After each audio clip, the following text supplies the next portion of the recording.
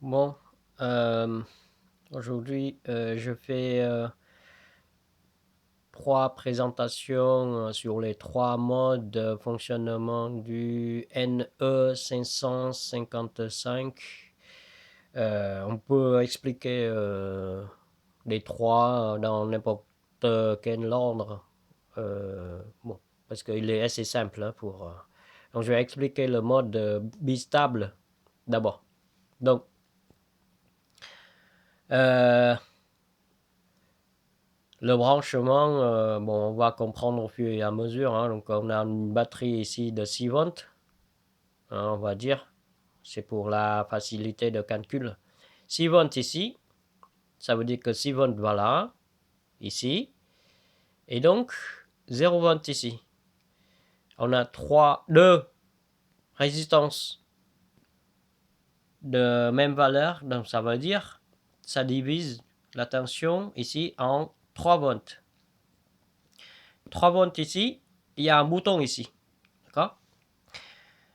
Imaginons que au début, enfin, il faut expliquer aussi que à l'intérieur du NE 555, il y a trois résistances aussi. Donc, qui divise aussi la tension de 6 volts là en 3. Ça veut dire que ici, là, on arrive ici 6 volts. On arrive ici, il y a un comparateur de tension là, ici. Donc, le seuil, c'est 4 volts. Donc, si c'est en dessous de 4 volts ou au-dessus de 4 volts, il va agir ici. Pareil, ici, on a 2 volts. Donc, si c'est en dessous de 2 volts ou au-dessus de 2 volts, il va agir. D'accord?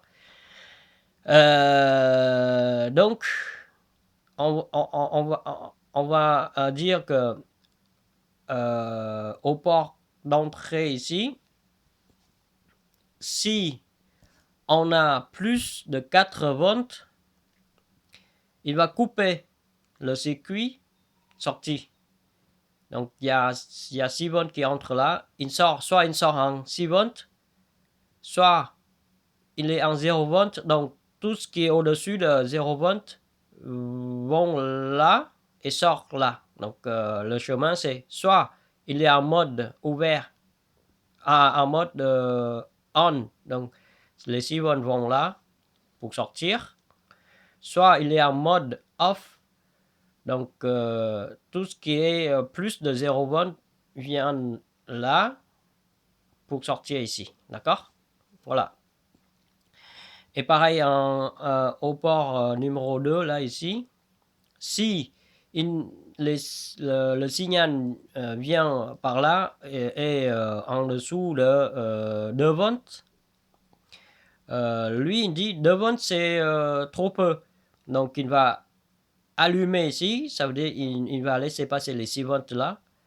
Et si l'entrée ici est au-delà de 4 volts, donc au-dessus de 4 volts, il dit bah, c'est trop, donc il coupe ici et il l'ouvre ici, donc ça veut dire que tout ce qui est en plus de 0 volts vient là pour faire ce chemin. D'accord? Donc, alors, ce bouton-là, on va imaginer que ici, au début, on a 6 volts. D'accord? 6 volts.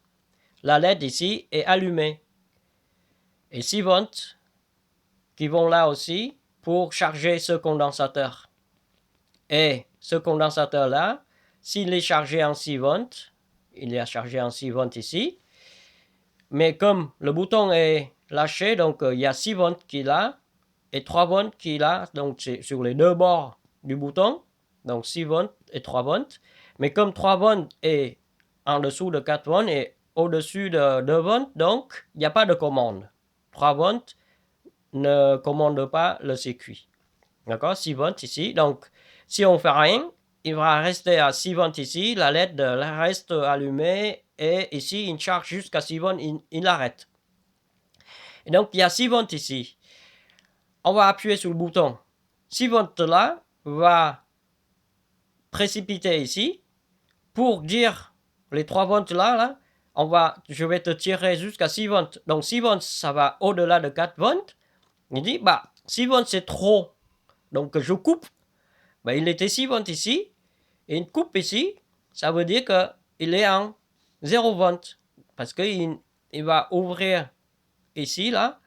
Et donc, 0 volts ici, la LED s'arrête. Les 6 volts là vont déverser ici pour que ça devienne 0 volts ici. Et donc 0 volts ici, donc c'est 0 volts ici. Et donc 0 volts ici, mais quand le bouton est relâché, ici là il redevient 3 volts. Donc 3 volts c'est stable, il n'agit pas. Mais cette fois, ceci est devenu 0 volts. Donc il va rester comme ça jusqu'à ce qu'on appuie ici. Donc ici, on a 0 volts et ici, c'est 3 volts. Quand on appuie ici, les 3 volts vont précipiter ici. Ça veut dire que les 3 volts ici deviennent 0 volts. Momentanément, hein. 0 volts. Ici, c'est 0 volts ici. Mais 0 volts ici, il dit, 0 volts c'est peu. Donc, moi, je vais couper ici, mais je vais ouvrir ici. Ça veut dire, le 0 volts là devient 6 volts ici. Et donc, 6 volts ici, allume la LED et charge le condensateur. Donc, ce condensateur-là, il redevient 6 volts. Là, on a relâché. Hein. Donc, 6 volts ici et 3 volts ici. Et donc, il va rester dans ce mode-là.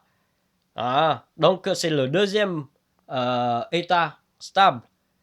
Donc, et ça répète comme ça à chaque fois qu'on appuie ici.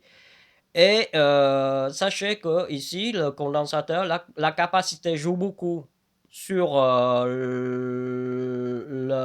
longueur du temps qu'on appuie ici. Ça veut dire que si on a une grosse capacité ici, là, une grosse capacité ici, on peut appuyer longtemps ici. Mais si on a une toute petite capacité ici, et on appuie longtemps ici, mais le temps que ça charge 6 volts ici, hein, ça devient 6 volts ici. Et ça va faucher le truc. Donc il faut appuyer très brièvement ici pour que ça reste momentanément. D'accord? Si on veut allonger le temps d'appui, c'est-à-dire on peut appuyer, on attend une toute petite seconde, on doit augmenter la capacité de ce condensateur.